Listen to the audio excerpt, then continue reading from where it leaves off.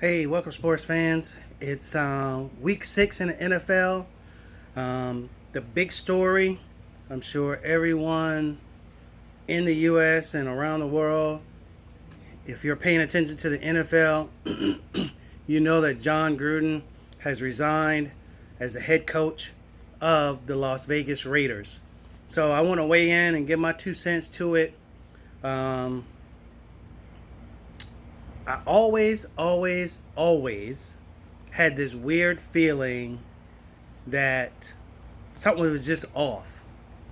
Um, it just seems like he tried too hard to exemplify the Chucky mentality, the mean stare, the eyebrow up, and it was just weird. And when he took over again for the Las Vegas Raiders, he got rid of Khalil Mack, and everybody raised their eyebrows like, that's very weird and interesting. So I didn't build him up in my mind as a top-notch coach, coordinator, anything of that nature, just based off his resume. He took over for Tony Dungy and won a Super Bowl with the Tampa Bay Buccaneers. So to me, it's a la Mike Tomlin. He won a Super Bowl after taking over Bill Cowher's team. A la Barry Switzer. He took over Jimmy Johnson's team and won a Super Bowl. So I don't give a whole lot of credence to his resume, nor do I give a whole lot of credence to Tomlin's resume. He was just in a good place, a good organization. The cupboard was not bare, so it's not like any three of these guys, Barry Switzer, Mike Tomlin, or Coach Gruden, did they build their organization and their program and their rosters from the bottom up. It was gifted to them.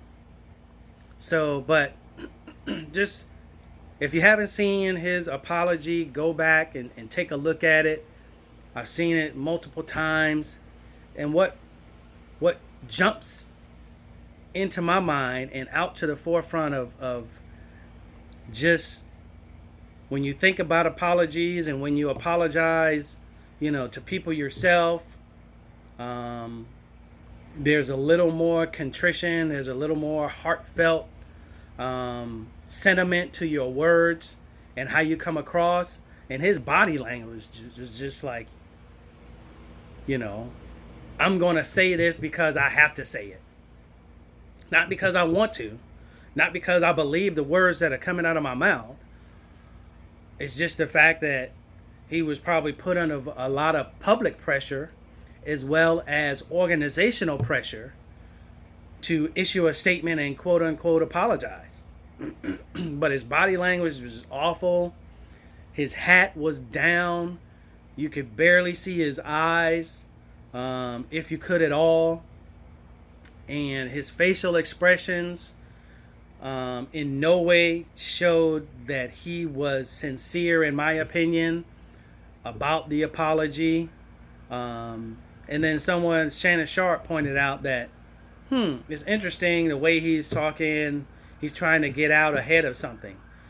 And sure enough, Shannon Sharp was right on the head and pointed out the fact that, he was trying to get ahead of all of the emails, not just the one from 2011, but all of the emails that span from 2011 to 2018.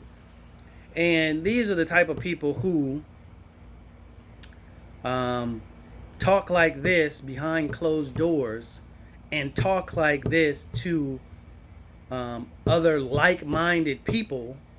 And so I'm interested to see what unravels down the road, if anything, regarding the people that he was talking to via email. My thing is, if they weren't like-minded, this would have came out long, long ago. So, um, if they weren't like-minded, in my opinion, then these emails would have surfaced 2012, 2011, 2013, way, way, way prior to today. So I'm going to be having my ears and eyes open as to what this unravels for other individuals, like I said, that he emailed. People have a lot of confidence in speaking their true heart when they are around like-minded people, or emailing like-minded people, or having face-to-face or telephone conversations with who they believe to be like-minded people, or people that have expressed to them like, yeah, I feel the same way, but they just don't say it publicly. So let's keep a close watch on that. Let's pay attention to that. And there's no place for this type of behavior in the world, in any type of workplace, period. People should be judged on their merit, on their skills, on their abilities, and nothing more, nothing less. So, but let's move on. Like I said, it's week 6. We had some really nice games last week. Some comeback games, some upsets. So it was pretty interesting to watch unfold. I have 4 games that I want to highlight and I want to make picks for. To me, they're the most intriguing games. Sometimes I do 5 picks, sometimes I do 6. But I try to do at least 5 picks. But this week, in my opinion, there's only 4 really interesting games, or ones that pique my interest. Everybody has their own flavor. They have their own likes and dislikes and who they follow.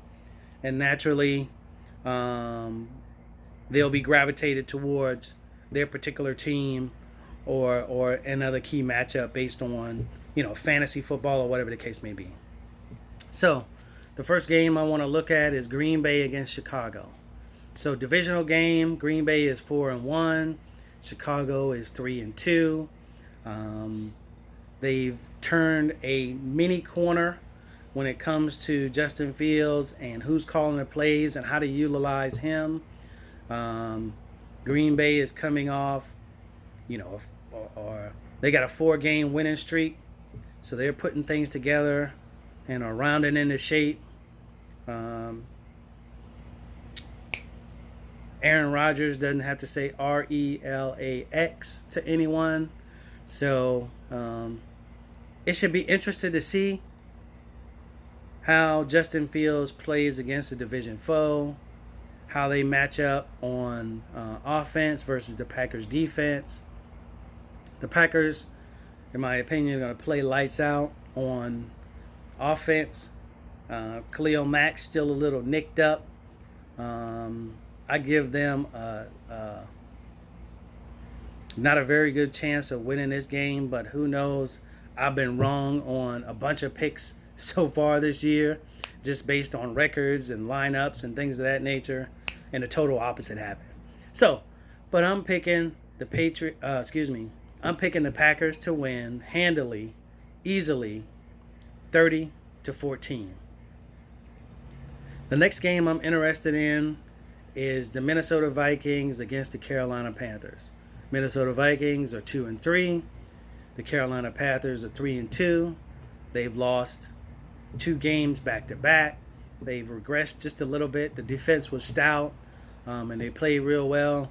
And then they had 2 back-to-back losses. The Vikings have been up and down all year. They've lost some on last-minute field goals, won others in decent fashion. So I'm really interested in this game because both are in the NFC. Both seem to be pretty good teams. Both seem to have really decent quarterbacks. I think it's going to come down to turnovers. I don't see a blowout. I see a relatively low-scoring game. I'm picking the Vikes to win 24-10.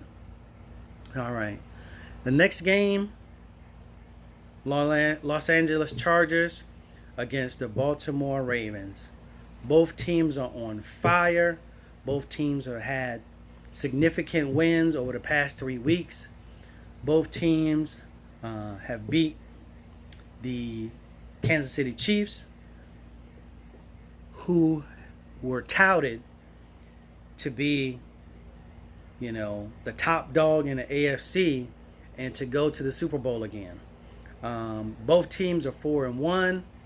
Lamar Jackson has seemed to round the corner when it comes to his passing skills and reading defenses and things of that nature. So I got this being a shootout. I'm picking the Chargers to win 35-30 in again a shootout. It's going to go back and forth, back and forth, back and forth. But I think the Chargers are going to squeak it out and win 35-30. And the last game that I'm interested in is the Arizona Cardinals against the Cleveland Browns. Arizona Cardinals 5-0 travel to Cleveland to face a very stout defense. Clowney on one end, Garrett on the other end. A very good running game, a decent quarterback. Baker Mayfield has weapons across the board when it comes to receivers and tight ends and running backs. Got a two-headed monster as far as the running backs concerned. So I think this is going to be a very, very, very good game. D-Hop is playing really well. AJ Green is playing well. Kyler Murray is clicking on all cylinders. This is going to be a very good game. I think it's not a shootout, but I have both teams' defenses playing really well. I don't think the game is going to go into the 30s, but high 20s. And I'm going to pick the Cards to stay undefeated. They're going to win 28-24. So, ladies and gentlemen, those are my picks. Those are my thoughts right here on the F What You Heard YouTube channel /podcast. I appreciate everything. I appreciate the viewers. Continue to share and like this video and tell me what you think.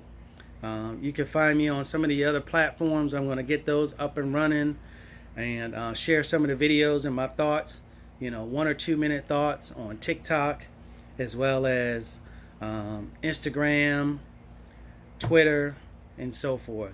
So appreciate it. Like it. Share it with your friends. Peace out.